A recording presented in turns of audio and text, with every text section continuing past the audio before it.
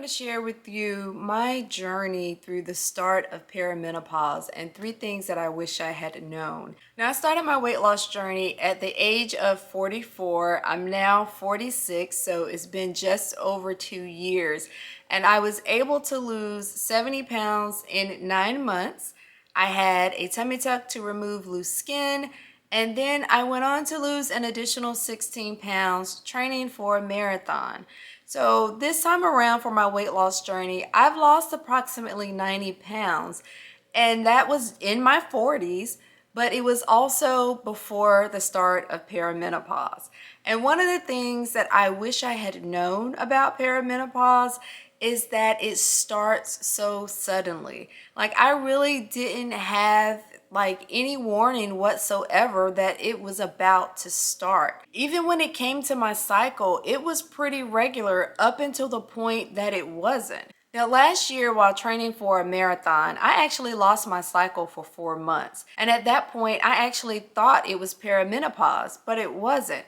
As soon as I was done with marathon training and ran that marathon, my cycle returned. So what I was actually experiencing during that time was exercise-induced amenorrhea, which is simply where you're exercising to the point where your calorie expenditure is so much greater than your calorie intake that it causes a temporary loss of your cycle. And I know that I was in a severe calorie deficit. I lost 16 pounds when I was training for that marathon. And so once my cycle returned, I was like, okay, well then I guess that wasn't perimenopause, and it continued to be pretty normal. And so I really didn't think anything of it when about 6 weeks or so ago, my cycle didn't come on. Now, it did try to come on and there was spotting for a few minutes, but after that, absolutely nothing. And I am in the throes of marathon training again. I'm not in a calorie deficit this time around to the point that I was last year,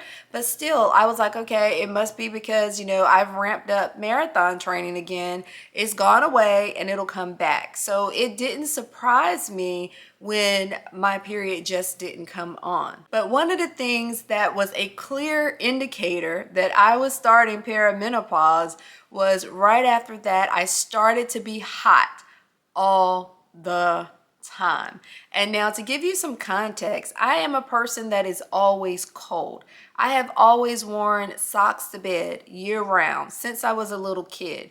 I sleep under a comforter and the sheet and a fleece blanket year round. It drives my husband insane. When he goes away on a work trip, I would crank up the thermostat to 83 degrees. I am always that cold person, always. And so I started to experience being hot all the time.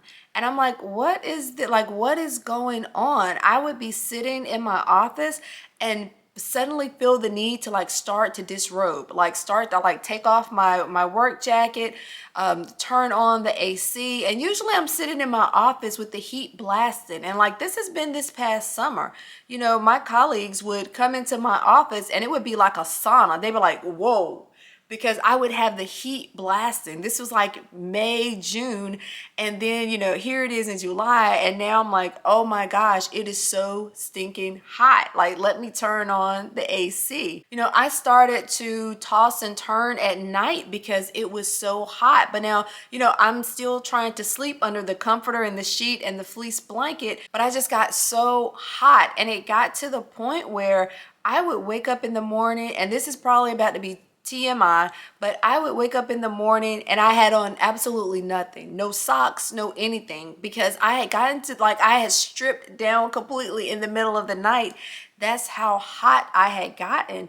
And I promise you, this was something that was completely foreign to me. And I'm like, why am I so stinking hot? And so this kept happening. It wasn't a one-time fluke. It would recur over and over again. And I got to the point where I was like, oh my gosh, I think these are hot flashes, and I think I've started perimenopause. And so I just wish I would have known that there's no warning. It just simply comes out of nowhere. Speaking of hot flashes, I wish I would have known how impairing they actually are when they start to occur.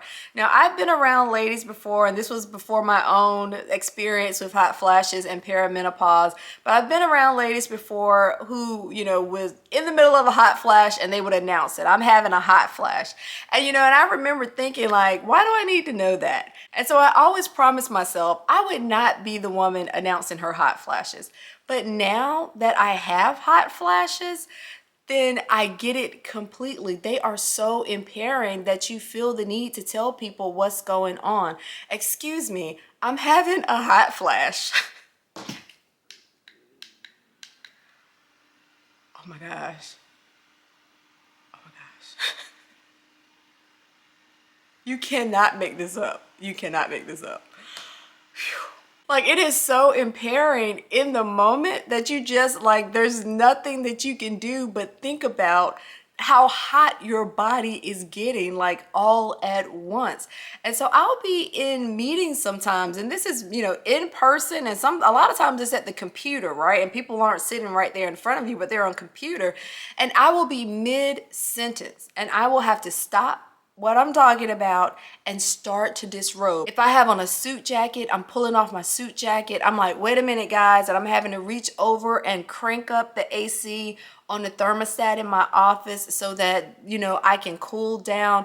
But you just cannot think in the moment, and so you feel the need to tell people this is what is going on. And so I get it completely now. They even impact my exercises and my workouts, because when I'm having a hot flash and I'm running, I'm already hot because I'm running, and especially outside, the external temperature, I'm hot. My body temperature has increased because I'm hot, and now I'm having hot flashes on top of it. I was outside running about a week or so ago, and the humidity was high. I probably started out too late in the day for that run, but usually I can push through. But I will tell you, I started to have a hot flash, and I had to stop dead in my tracks. And at that point, I didn't have a fan. There was no way for me to cool myself off. I'm standing in the beaming sun. Again, my body's already hot because I'm running, and now I'm having this burst of heat as well. And it was just I just had to stop what I was doing and let it pass. And it's interesting because, this temporary impairment, you don't realize it at the time. And, I try to work through the hot flashes a lot of times. But I can go back right now and read emails where I was probably working through a hot flash and shouldn't have been, because there were so many words that were misspelled, misplaced, the wrong subject verb agreement. I'm like, oh my gosh, who wrote this email? And I usually will read my emails over and over again before I send them. That's the perfectionist in me. And so I can absolutely tell now, when I go back and I read some of the emails that I've written over the past few weeks, yep, I was probably working through a hot flash. And I've always, I guess, had an idea of what I thought a hot flash was.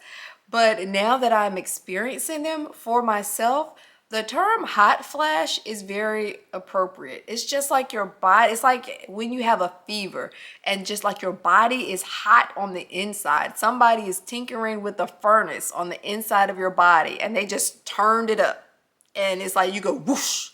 That is exactly what a hot flash is. The term is very appropriate. And now I absolutely get the ladies that walk around with the fan. You saw me with my fan. I thought I was gonna work through my hot flashes and not have to buy fans. And I ended up just having to purchase some because I'm like, okay, I just cannot work through these things. And so you saw me pick up mine and turn it on, that is real. And I really like this one because it's handheld. It does have a cord. I can wear it around my neck. I like this one so much, in fact, that I've purchased multiples and I'm about to buy some more, but I've bought several of them and I'm about to buy a couple more. I've purchased one for my office and I've purchased one for my nightstand initially, but I'm gonna go back and I'm gonna get one for my car and one for my husband's car. That's how serious it is. But I really like these, and they were not expensive at all. I'll leave the link in the video description if you're interested in the one that I'm actually using. But hot flashes, yes, I completely get now. I just wish I would have known and been able to prepare for just how impairing they are in the moment. The third thing I wish I had known about starting perimenopause is the impacts it would have on my weight maintenance journey. Now, I don't know why this was so surprising to me because, I hear women all the time talk about, gaining weight during perimenopause, not being able to lose weight during perimenopause. And I thought, I've already lost my weight and now I'm just simply in weight maintenance. And if I continue to do the things that got me to this point in my weight loss journey, then I will be okay. And that is absolutely not the case, especially because perimenopause just came on so suddenly that there were things that were going on, especially with my eating and my exercise, that I didn't realize were a side effect of perimenopause. And so it was just happening. And I was like, oh my gosh, what is happening to me? What is happening to my body? Why am I all of a sudden having these intense cravings for certain things that were not going to keep me at weight maintenance? And then you add to that, the tossing and turning all night, going from being extremely hot to extremely cold and extremely hot, and that whole cycle. Well, I usually get up about 4 in the morning to work out, and so now that I'm tossing and turning all night, it was really difficult for me to get out of bed and to get my workouts in, and I started to feel like really sluggish. Sometimes I would only get in, 20 to 30 minutes of exercise when I was used to getting in about, 60 to 90 minutes in the morning. I was getting in less exercise. I'm feeling, really sluggish during the day, don't have a lot of energy. And I couldn't figure out, at the beginning, like what was going on.